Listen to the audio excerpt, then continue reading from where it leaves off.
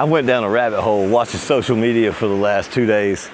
Haven't really done much other than just, relaxing, enjoying the time here in the Philippines. But I love to watch anything about conspiracy theories and things like that, history. And I got to watching several different things that led me to make this video.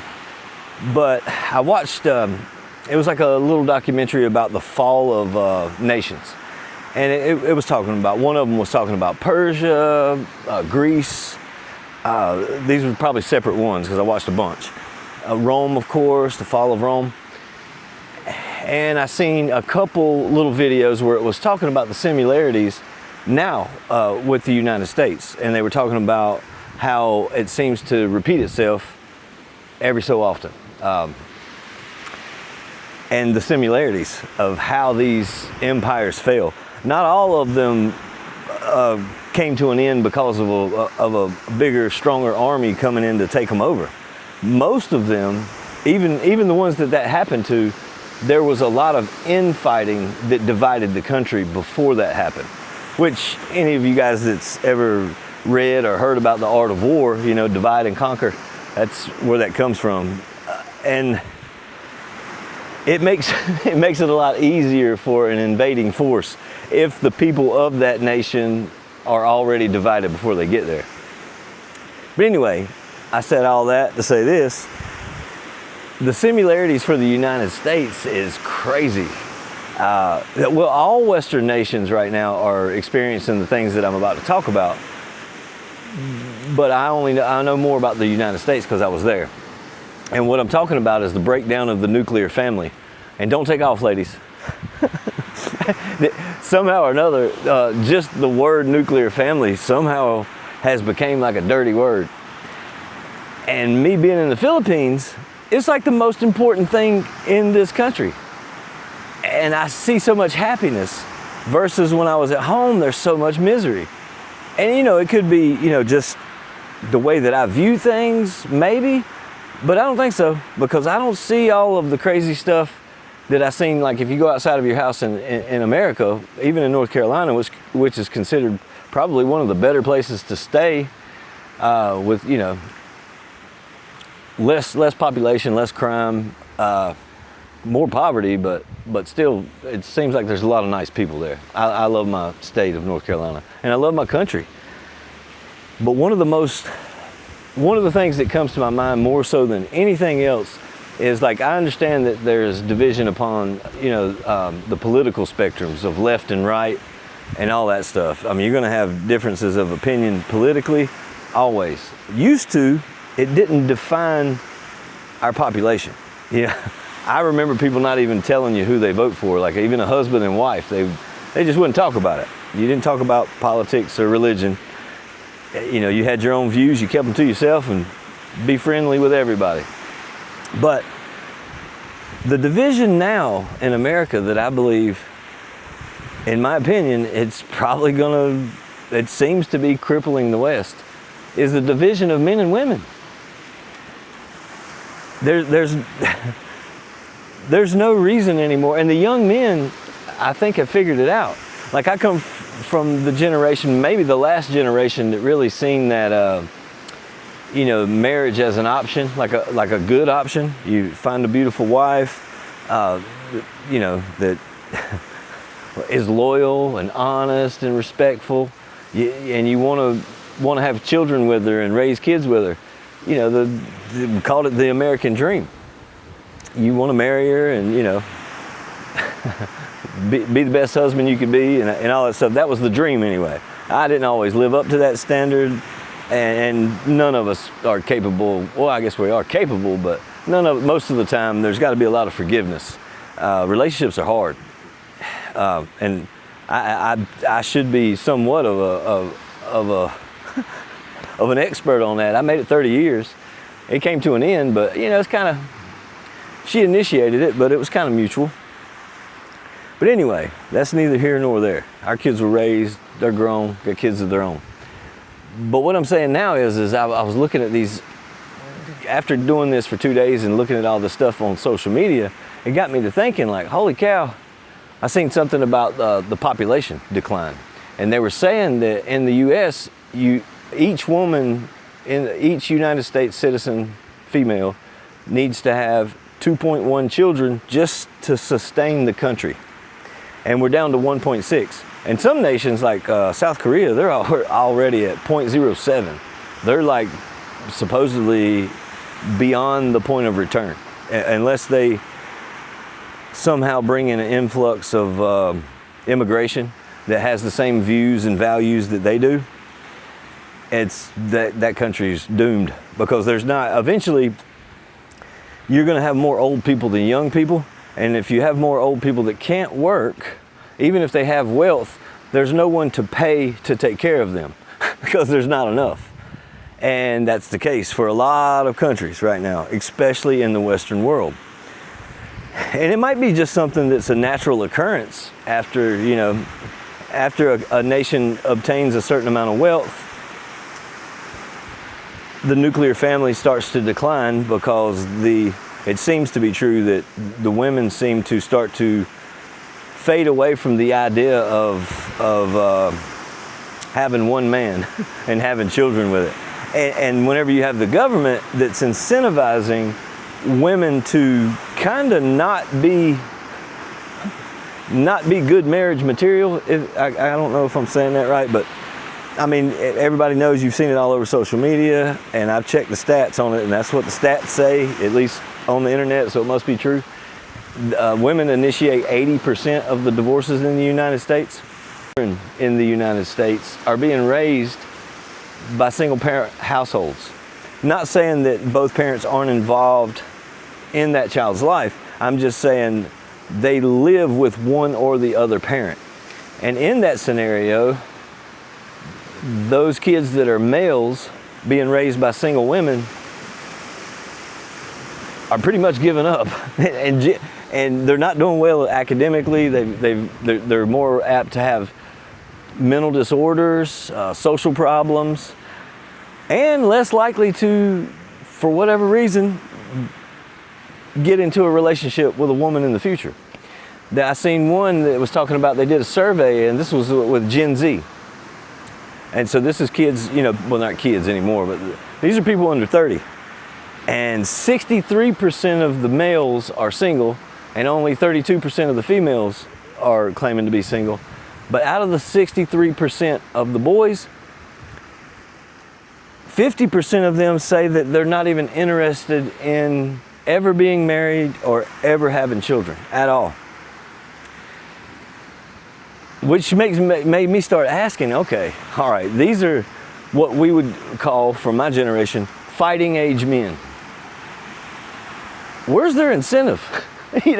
Where is their incentive, and what is making them like this? Like what makes them decide? I mean, they said that most of them aren't even engaging into sex or anything. They're not interested in it at all. Like, they're done.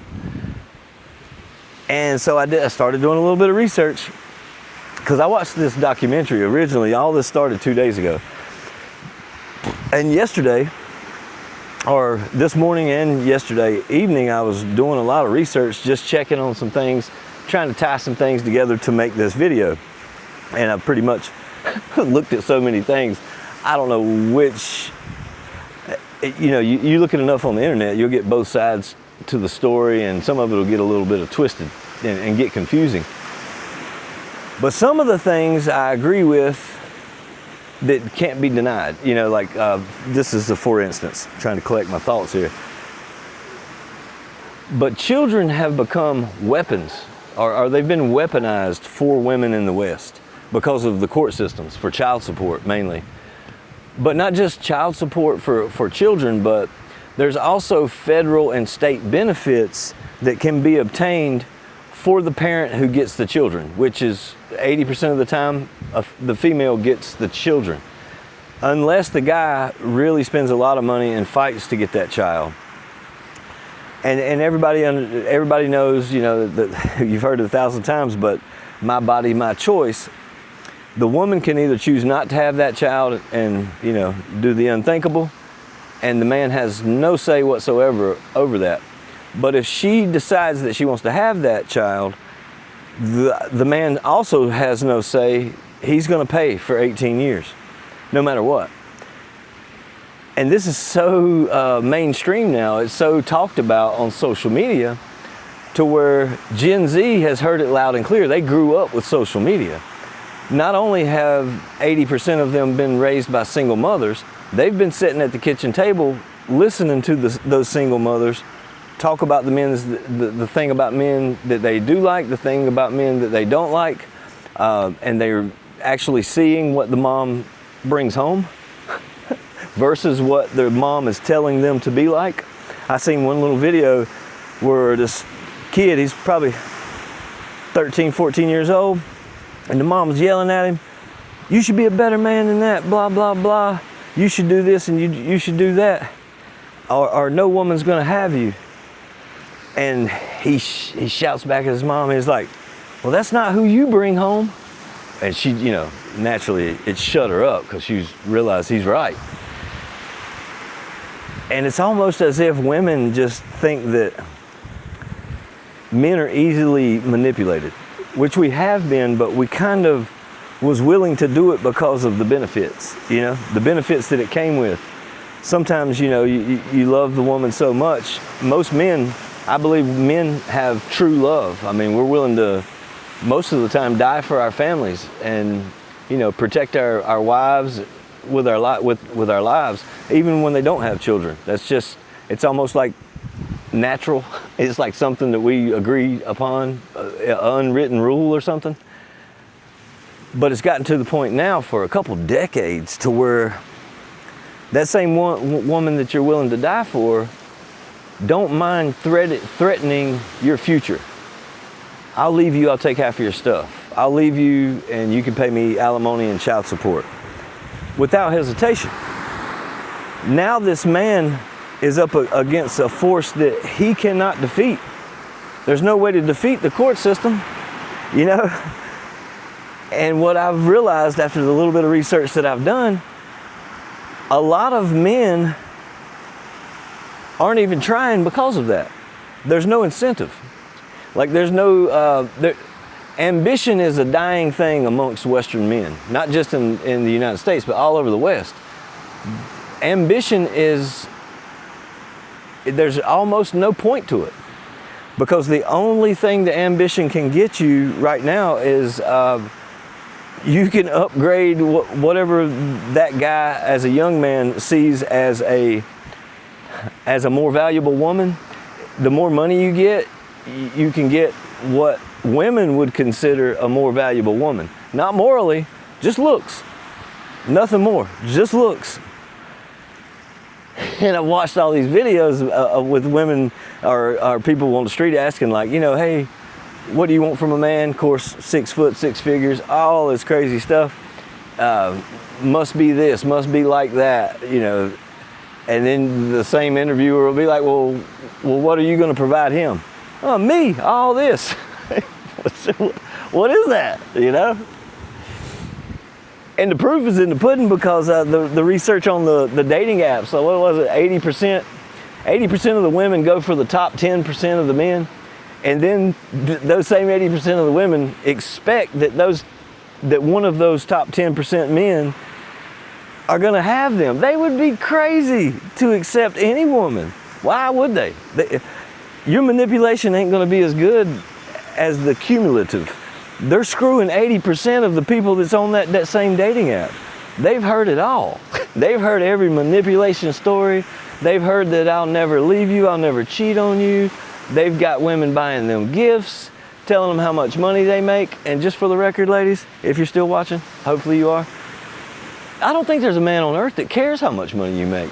Whether you work at Mickey D's or Goldman Sachs, no one cares. Literally, no one cares. Millionaire or you got food stamps. If you're a good woman, you're a good woman. Period. Men and women are so different. And it's almost like we watch different social media, because you hear the men saying the same thing. And there's a few women too. There's a few women that's men's rights advocates, I guess you would say. But you hear them saying it, but it's almost like the women have just went deaf. They've went deaf to what men are expect or want. You know, men, we value purity. All men, no matter what. I'm 50 years old and I still value that. I'm not really looking for a girlfriend. I don't care how pure she is. And I think me and Gen Z have something in common, but I've already had the long marriage. But I find it a little intriguing that each year younger, like if you go the people that are 30 now, and then you count backwards, 29, 28, blah, blah, blah, you get on down to 18, the number gets higher of the count of men that are saying that they never want children and they never want to be married. Like if you go all the way down to 18, it's something like 87% or something. And this was like a first year freshman college year that they did some kind of Pew Research study to where they had asked all these 18-year-old boys, and it was 87% said, no, I don't want kids ever. I never want to be married. And I can't help but think about the other research that I did as far as the statistics go. 80% of them were probably raised by a single female. Not saying that those two things correlate, but I don't know how they couldn't. You know, I don't have any proof to that, but it's highly probable that that's the case. Whether the ladies realize it or not, the ladies are raising men to hate women, or not really hate them, just not respect them, or not see a reason to respect them, or they haven't noticed one. Sorry, but it seems that that could be the case. And then it goes. Then I'm going back where I started. I ramble, but the fall of nations. Most of these nations failed because of infighting. And there's never been a bigger divide of men and women in recorded history. I couldn't find it anyway. At least in the 150 years in America, it's never been this big. It's never been this large of a divide. And if the men are the same men that the women are saying are no good, they'd rather go to the woods with the bear. These are the bloodline of the men who fought to give you your rights anyway. It might have not been these actual men, including myself. I didn't have no part in it. But we are the men that still enforce those rights for you. Without us, those rights don't exist. And by talking to all of the different expats that I've spoke to here in the Philippines, you know, I've talked, at this point, hundreds of them. I mean, some are really well-off, handsome men. And they got either taken to the cleaners by a Western woman or just have never chose to get married in the first place in the West because they were one of those top 10% of the men that women wanted anyway. But I guess they never found any value in those Western women. So they come here and they find the real traditional valued women. Like the women of the Philippines, and from what I understand, all over Southeast Asia. Not saying all, of course. I'm not saying that they're any better. I'm just saying traditional Christian values is alive and well here. And their birth rates show it. They have no problem. They have no chance of losing their society here in the Philippines. The birth rates are well above what they need to be to keep the population going. So it makes me think, like, am I standing in one of the next superpowers just by sheer numbers? Not saying that it's a rich country by no means, but at the growth rate in which they've been increasing every year and the birth rates the way that it's increasing, I can see it happening. Maybe not in the next 5-10 years, but in the future. And just the opposite holds true for most Western countries. And I don't think, I mean, me personally, I've got 2 daughters, I've had a wife, got a mother, sister. I don't think a lot of women even think about stuff like this or care. I'm not saying they don't care, I shouldn't say that. But I don't think they think about it. I don't think, historically, women don't really like math a whole lot. Not all women, but I'm just saying historically most women don't even care to talk about math or even anything outside of what's going on in their personal lives, what they see in front of them. Because I remember having conversations with my wife back at home, and I would say stuff, we'd watch these videos and watch a few of the podcasts, and I'd be like, man, that's crazy. Especially whenever I seen this was right after the Me Too movement, and all these girls were getting on there. They were OnlyFans girls, models, or whatever you call them. I call it something different that I probably can't say on this video, but they were bragging about how many men they've been with, how many their body count. And it's hilarious to me. Not hilarious, it's sad. I would hate to be their father. I definitely could not be their future boyfriend or husband. If they get a husband, I promise you they found a lollipop, a dum-dum. The only way possible. Because it's just, there's no way you can be happy. Nobody, and even for single mothers, this is the part that, a lot of people ain't gonna like, but it's just the truth, man. I just had a conversation with a couple of expats about this. No boy in the world has ever, when he was 15, 16 years old and wondering what his future was gonna be like, if he even done that. I don't remember doing it not that early, but whenever a young man starts wondering about what his future is gonna be, I don't think there's a man that's ever been alive in the history of the universe that said, man, I can't wait to be a stepdad and raise someone else's kids. That ain't gonna happen. That's not the case. Even these days in the West, or anywhere, even here in the Philippines, because that is something that's pretty prominent here.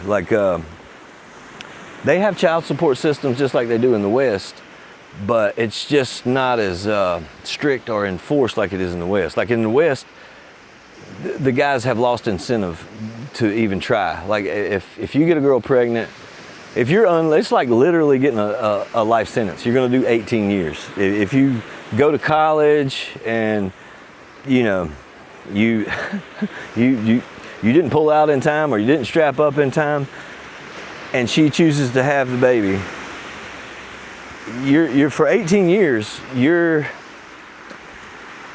drive to do better is all but gone, unless you still are with that woman and love that woman. But if that woman hurt your feelings or broke your heart in any kind of way, men are competitive. They're not gonna like the threat of how much power she holds over you. And this is somebody that you may have only known on a short period of time, a few weeks.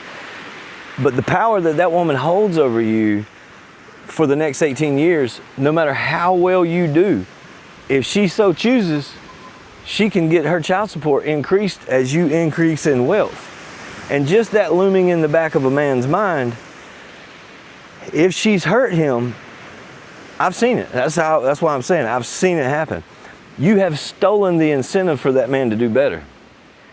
I've seen men literally quit their careers making six figures just to go get a lower paying job because he didn't want to give the woman money because he was so heartbroken. It was the only way he could fight back.